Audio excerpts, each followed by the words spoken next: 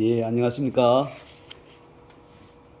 오늘은 제자도 강의 13번째 강의입니다. 제자도 내용으로는 제 8장을 다루겠는데요. 인간론 4강입니다. 인간론의 네 번째 오늘 내용 주제는 하나님의 형상에 있어서 인간의 연합성을 다루게 돼요. 하나님의 형상은 세 가지인데 영성, 인격성, 연합성 세 가지거든요. 그 중에 오늘 이제 마지막 때는 연합성을 다루게 되겠습니다. 자, 앞에 인격성의 지정의를 다뤘던 내용이 끝이 나고 가장 좀 낯설기도 하고 자주 우리가 대하기 어려운 주제가 이 연합성에 대한 겁니다.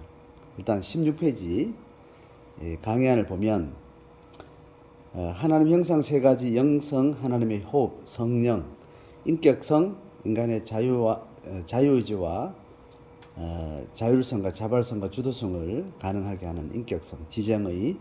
그 다음에 세 번째가 연합성입니다. 자, 연합성 창세기 2장에서 이야기가 되고 있는 18절에서 25절까지예요. 그 보면 연합성은 창세기 2장 23장에 너는 내 뼈 중에 뼈요 살 중에 살이로다. 아담과 하와를 지으시고 남과 여를 지으시고 서로 만나게 하는 그 내용 중에 아담이 하와를 보면서 너는 내 뼈 중에 뼈요 살 중에 살이로다. 이 말은 그 사람의 존재가 내 몸하고 다르지 않다라는 거예요. 한 몸됨을 이야기합니다. 인간의 그 하나님의 형상으로 지은 인간의 세 가지가 연합성인데, 인간은 어떤 존재인가 했을 때 인간은 연합적 존재다 이렇게 이제 말하는 거죠. 그래서 인간 존재의 본질이 개체인가 아니면 연합체인가, 이제 이 질문이 가장 이제 핵심적인 질문이 되겠죠. 보통 사람들은 인간을 개체로 이해합니다. 물론 사회적 동물로서 인간의 삶의 모습도 있고 또 관계적 성향도 인간이 가지고 있는 뭐 당연한 삶의 모습이긴 하지만, 근본적으로 일반적으로 사람들은 인간을 개체로 이해합니다. 개체로 이해하는 것을 본질로 두고 그걸 실체라고 이야기하죠, 그죠? 그런데 성경은 인간은 개체적 존재가 아니라고 이야기하는 거죠. 근본적인 인간의 존재 방식에 있어서 인간은 관계 존재고, 또 한 몸 된 관계를 통해서 연합성의 인간의 존재 근본, 실체적 핵심 가치를 거기에 두고 있다 이렇게 이야기하는 거죠. 그래서 일단 이 질문을 생각할 때 인간 존재의 본질은 개체인가 연합체인가 할 때 하나님은 성경에서 연합적 존재로 지었다는 겁니다. 이제 그걸 설명하는 창세기 2장의 내용이 남과 여를 지어서 서로 만나게 해서 서로 가정을 이루는 이 가정을 설명하기 위해서 인간의 어떤 연합적인 측면을 이야기하는 것처럼 해석을 할 수 있어요. 그러나 더 광범위하게 성경은 인간이 남과 여로 부부를 이루어서 생물학적으로 대를 이어가는 어떤 그런 가정의 어떤 근원적인 원리로서 연합체, 그것은 이 본문에서 말하려고 하는 좁은 의미의 이해고, 더 넓은 의미로는 인간은 관계적 존재라는 거죠. 연합적 존재라는 거죠. 자, 일단 그렇게 이해하고 이제 밑에 내려가 보면 인간은 홀로 존재할 수 없고 또 홀로는 완전할 수도 없다라는 거예요. 그래서 인간은 돕는 배필을 필요로 하는 존재다. 이 말은 단지 배우자만을 이야기하는 게 아니에요. 인간은 어떤 타자와의 관계 속에서만 인간의 가장 온전한 삶을 살 수 있다라는 그런 의미에서 돕는 배필은 배우자를 이야기하는 경우도 있지만, 배우자보다 더 근원적으로 다른 타자를 이야기합니다. 다른 인격적 존재, 하나님이기도 하고 또 사람이기도 하고 또 하나님의 피조 세계의 모든 생물, 모든 피조물 전체를 관계적으로 연결되어서 살아갈 때 그게 온전한 삶을 살 수 있는 그런 존재라는 거죠, 인간은. 자, 그래서 돕는 배필은 배우자를 의미하기 이전에 연합 관계, 공감에 있는 타자가 돕는 배필이라는 겁니다. 자, 그래서 보통 대부분 아담과 하와가 만나는 그 성경 본문에서 돕는 배필은 그냥 배우자라고 그냥 딱 고정해서 보는데, 돕는 배필은 인간은 공감을 할 수 있는 연합 관계를 맺고 있는 타자, 그거를 돕는 배필이라고 근원적으로 이해하면 좋겠습니다. 자, 그러니까 이 연합성을 설명하는 것은 굉장히 그동안 우리가 듣지 못했던 인사이트를 또 우리가 지금 배우는 겁니다. 자, 그럼 밑에 보면 타자의 존재를 자신의 존재로 인식하는 공감력 있죠, 공감. 이 공감이 배필의 원리예요. 우리는 어떤 타자적 존재를 이해하는 어떤 그런 감수성이 있습니다. 그래서 내 마음으로 나의 감수성으로 상대의 존재를 인식하는 거죠. 그 공감이 배필의 원리다. 자, 연합성이 만들어지는 어떤 방법론적으로 어떤 계기를 말할 때 그건 공감이라 그래요. 공감은 감각을 느낀다는 거예요. 타자의 어떤 존재를 감각으로 느끼는 거예요. 그거를 촉각으로 느낄 수 있고, 냄새로도 느낄 수 있고, 시각으로도 느낄 수 있고, 청각으로 느낄 수 있고, 또 맛으로도 느낄 수 있고, 뭐 통각으로도 느낄 수 있는 이 육체적 오감뿐 아니라 정신적인 것도 공감할 수 있어요. 어쨌든 공감의 측면은 여러 측면을 가지고 있는데, 공감이 배필의 원리이다.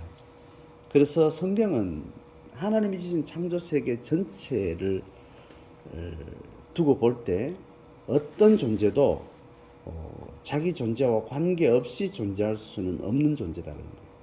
그래서 창조 세계는 남이라는 것이 없다는 거예요. 내하고 상관없는 존재가 없다는 거예요. 나를 지으신 하나님이 모든 피조 세계를 지었기 때문에 그 모든 피조 세계는 하나님이 정말 정성을 들여서 목적을 가지고 하나님이 마음을 다해서 창조한 존재이기 때문에 그 하나님으로부터 지어진 모든 피조물은 어떤 개체 낱낱이 개체적으로 존재하는 것처럼 보이지만 그 모든 존재는 상호 생명관계 안에 하나님의 통치, 하나님의 한 생명 안에 관계 맺어지는 존재라는 거예요. 자, 이게 범우주적인 창조세계, 하나님이 통치하시는 이 피조세계 전체에 대한 이해입니다. 자, 그렇게 일단 연합성의 내용을 좀 이해하고 나서 이 연합성이 끼어졌다는 게 결국은 죄잖아, 그죠? 인격성이 끼어졌다는 게 그게 죄잖아, 그죠? 인격성이 끼어질 때 그 죄성은 어떤 걸 말하는 설명하듯이 연합성이 끼어졌을 때 그 죄성이 아까 이야기한 어떤 개체라고 이렇게 이야기할 수 있지만 한번 밑에 죄성에 대해서 다시 한번 설명해 볼게요. 인간의 죄성은 구체적으로 하나님의 형상 세 가지, 그죠? 영성, 인격성, 연합성을 잃어버린 겁니다. 그래서 영성이 깨어지면 육체적 존재가 되죠. 영의 세계에 대해서 전혀 무지하게 되고 단절된 상태이기 때문에 그냥 육체적 존재가 되고 맙니다. 그리고 인격성이 깨어지면 무책임한 존재가 되죠. 또 무지하고 무감각한 그런 인격을 갖게 됩니다. 굉장히 심각한 상태죠, 그죠? 또 연합성이 깨어지면 개체적 존재가 된다는 거예요. 개체적 존재를 조금 인격적인 어떤 모습으로 조금 다시 말하면 그건 자기중심적인 존재가 된다는 거예요. 그럼 조금 더 이해가 되겠죠, 그죠? 연합성이 깨어지면 개체적 존재라고 말할 수 있는 그 개체적 존재가 살아가는 타자와의 관계 속에 살아가는 어떤 태도는 뭐냐면 자기중심적 존재가 돼요. 자기가 우주의 중심에 있는 거죠. 내만 중요하다는 거죠. 자, 그 의미에서 이제 연합성이 끼어진 개체성을 자세히 우리가 이제 이해를 해야 됩니다. 자, 개체성 보세요. 인간의 연합적 관계성이 파괴된 것이 이제 곧 죄죠. 하나님의 형상 세 가지가 영성, 인격성, 연합성 그 중에 어떤 것으로 그게 파괴된 게 죄인데 연합적인 관계성, 연합성이 파괴된 것이 죄라는 겁니다. 그래서 인간의 죄는 자신을 개체로 인식하면서 시작되는 거예요. 죄의 근본적인 첫 출발이 뭐냐 이렇게 생각하면 하나님과 단절되면서 자기를 개체로 인식하는 거예요. 하나님 없이 사는 자기 존재를 생각할 때 자기를 개체로 인식하는 거예요. 거기서부터 인간의 죄가 시작된다는 겁니다. 그래서 밑에 봐요. 한 인격이 타자와의 연합적 관계성이 깨어지면서 자신을 개체로 인식해요. 그러면 그 다음 과정은 어떠냐면 그 개체성은 개체성으로 이해하는 자기를 인식하는 그 개체성에 대한 이해는 자기를 모든 세상의 중심으로 두고 또 자기 사랑, 자기만을 위하는 그 자기애를 바탕으로 해서 모든 타자들을 바라보는 거예요. 사람이든 어떤 동물이든 어떤 대상이든 자기애를 중심으로 자기를 가장 소중하게 생각하고 그렇게 상대방을 바라본다는 거예요. 그 말은 자신을 절대적 기준으로 두는 거죠. 그리고 타자를 상대적으로 보는 겁니다.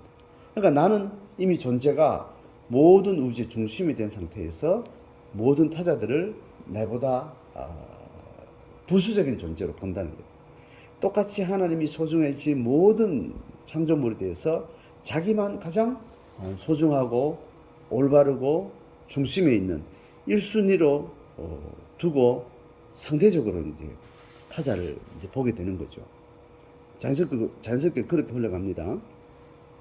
자, 이렇게 보게 될 때 타자에 대해서 나와 상대적으로 이렇게 타자를 이렇게 바라보게 될 때 자기의 존재 가치 있잖아요, 그죠? 내가 얼마나 소중하고 내가 얼마나 능력 있고 내가 얼마나 안전한가 자기를 인식할 때 항상 타자와의 비교를 통해서 자기를 인식을 해요. 그러니까 상대방이 내보다 덩치가 크면 나는 작은 존재로 인식을 하죠. 상대방이 내보다 이렇게 덩치가 작으면 나는 큰 존재로 인식을 하는 거예요. 그러니까 나를 중심에 두고 타자하고 나를 계속 비교하면서 자기를 인식하게 되는 이제 그런 이제 관점이 생기는 겁니다. 그래서 비교의식이 생겨요. 타자와 자기의 관계에 있어서 이 비교의식은 결국은 어떤 상황으로 가게 되는가 하면 불안을 만듭니다. 방금 설명했듯이 나를 사랑하는 나를 가장 우선순위에 두고 나를 지키고 보호하고 내가 살아야 되는데 내하고 상대방하고 비교를 한단 말이죠. 비교해서 내가 안전한지 나는 어떠한 존재인지 자기를 계속 이제 파악을 하는 거죠. 그래서 내보다 크고 힘있고 덩치가 큰 그런 상대를 두면 나는 굉장히 초라하고 작고 또 불안하고 위험한 존재인 거죠. 또 내보다 작은 사람 보면 나는 좀 큰 존재고 그러니까 나 자신에 대한 존재의 가치가 커졌다가 작았다가 편안했다가 불안했다가 이런 상태가 계속 시간을 따라서 계속 이렇게 바뀌는 거죠. 자기 정체성에 불안이라는 어떤 의식을 가져오게 됩니다. 그러니까 자기를 중심에 두고 타자를 상대적으로 두고 계속 비교하면서 자기의 상황과 자기의 존재를 인식하는 이 비교의식은 자기 자신에 대해서 굉장히 불안한 마음을 갖게 된다는 거죠. 자연스럽게 이제 그렇게 흘러가는 겁니다. 그래서 자기 정체성에 계속 불안해요. 나는 지금은 안전한데 내일은 내보다 더 무서운 사람, 더 많은 사람들이 혹시 나한테 어떻게 해코지를 하게 되면 나는 내일 어떡할까? 뭐 이런 불안이 생기면서 결국은 이 개체적 존재는 타자에 대한 경쟁의식을 갖게 돼요. 더 크려고 하는, 내가 더 안전하려고 하는, 나만을 위하려고 하는 이런 경쟁의식이 생기고 경쟁의식은 결국은 타자에 대한 적대적인 마음을 갖게 돼요. 적대적 관계를 만들어요. 그래서 점점 이렇게 발전하죠, 그죠? 그래서 타자와의 관계 속에서 항상 좋을 수도 있고 나쁠 수도 있지만 이 불안한 상태는 경쟁하게 되고 그 경쟁의 과정은 결국 타자와의 적대적 심리 상태, 적대적 관계 속에 자연스럽게 놓이게 된다는 거예요. 점점 이제 세상에서 존재하는 피조세계 살아가는 나의 자아의 어떤 이제 자세가 나오는 거죠. 그래서 이 적대적 관계는 어떤 상황이 불안한 상태가 되면 적대적 관계는 내가 이기려고 경쟁하려고 나를 보호하려고 하는 어떤 이런 자기애 때문에 결국은 상대방과의 어떤 상황이 불안해지면 공격성을 띠게 되죠. 그럼 그 공격성은 폭력으로 내가 타자를 대하게 돼요. 물론 상대방도 나를 폭력적으로 대하게 되겠죠. 그러니까 폭력으로 내가 어떤 타자를 대하게 되고 또 그런 폭력을 내 속에서 계속 발산하는 어떤 상태에 있다면 나는 항상 타자의 폭력 앞에 내가 또 어떻게 공격을 당할까 하는 두려움을 갖게 되는 거예요. 자, 이렇게 점점 인간은 자기를 개체로 이해할 때 다른 사람하고 내하고 절대로 하나가 될 수 없고 연결될 수 없고 다 홀로 있는 존재라고 이렇게 생각했을 때 점점 자기 중심성과 또 비교의식과 또 경쟁의식과 또 적대적 관계에서 결국은 공격을 하고 폭력을 발휘하게 되고 그 폭력에 주고받으면 결국 또 내한테 두려움을 또 계속 경험하게 되고 두려움을 갖게 되는 겁니다. 자, 이런 패턴의 어떤 상황으로 계속 놓여지게 되는 거죠. 자, 이것을 설명하면 인간은 모든 사람하고 안전하고 편안하게 연결되어 있다라는 자기 존재인식이 깨어진 인간의 자기인식은 결국은 개체로 자기를 이해하게 되면서 자기중심성, 이기성이 자리 잡게 되고 이기성은 타자와의 상대적인 관계를 갖게 되면 그 상대적 관계는 비교하고 경쟁하면서 결국은 적대성을 갖게 돼요. 그 적대성은 결국 폭력성을 만든다는 겁니다. 자, 이 흐름을 이해하시겠죠? 그러니까 하나님을 떠난 인간이 살아가는 삶에서 왜 이런 악이 생기는가? 하나님을 떠났다는 것이 죄인데 그 죄가 왜 무서운가? 이제 이런 거를 이제 설명하는 어떤 쭉 논리적 맥락을 우리가 이해하는 게 좋습니다. 그래서 하나님이 우리 인간을 지을 때 하나님과 우리가 서로 관계 짓고 서로 주고받는 관계 속에 나는 하나님의 피조물이고 나는 하나님을 사랑하고 공경하고 또 모든 피조물과 모든 동물과 이 우주 만물 전체의 관계 속에서 우리가 다 하나님이 창조하신 아름다운 세상에 내가 편안하게 관계되어 있다라고 이렇게 인식하는 이것이 에덴 동산이잖아요. 이게 이제 깨어지고 나서 이제 인간은 연합적 존재가 깨지게 된 거죠. 개체적 존재가 되고 자기를 개체적인 존재로 인식하면서 인간 안에 살아가는 삶 속에 점점 이런 이제 죄의 결과들이 나타나게 되고 결과들로 고통을 당하고 두려워하고. 자, 마지막 줄에 있는 거죠. 인간의 개체성은 이기성, 또 상대성, 비교, 또 경쟁, 그다음에 적대적인 감정, 그다음에 폭력, 두려움 이런 걸로 이제 인간의 삶이 계속해서 흘러가게 된다는 겁니다. 자, 오늘 여기까지 이 한 페이지를 좀 정리를 하면 되겠습니다. 자, 연합성이라는 걸 명확하게 이해를 하시고 연합성 반대말은 개체성인데 개체성이 실제로 인간의 삶에 어떤 심리작용과 어떤 관계작용을 통해서 이 죄가 되는가, 이 죄가 또 어떻게 고통을 만들어 가는가, 이제 그걸 잘 이해하면 좋겠습니다. 자, 성경은 긴 계시적인 흐름을 통해서 인간을 하나님이 창조한 인간을 어떻게 지었고 인간은 원래 어떤 모습이었는데 우리는 어떻게 하나님을 떠나면서 인간은 창조의 원리 속에서 벗어난 하나님 형상을 하나님 형상을 잃어버린 상태에서 우리가 어떤 성향과 어떤 구체적인 삶의 모습을 가졌는가를 잘 이해하면 좋겠습니다. 이 연합성에 대한 이해는 굉장히 인간 존재에 대해서 이해할 때 굉장히 중요한 인식이고, 이거는 긴 이제 세 페이지를 쭉 이어가는 흐름 속에 이제 이 내용을 담고 있는데, 오늘은 이 첫 페이지 안에서 연합성의 핵심이 뭔가, 연합성이 깨졌다는 게 구체적으로 어떤 형태를 말하는 가, 이걸 좀 잘 이해하면 좋겠습니다. 여기까지 이해하고 나서 이제 다음 강의에서 이제 그 인간의 개체성이 어떤 식으로 또 우리 삶의 모습을 만들어 가는가를 잘 이해하면서 하나님의 인간 창조의 원리에서 하나님의 형상, 그 형상이 어떻게 우리한테 회복되어야 되는가를 좀 잘 분별하고 잘 통찰하면 좋겠습니다. 오늘 강의는 여기까지 하겠습니다. 감사합니다.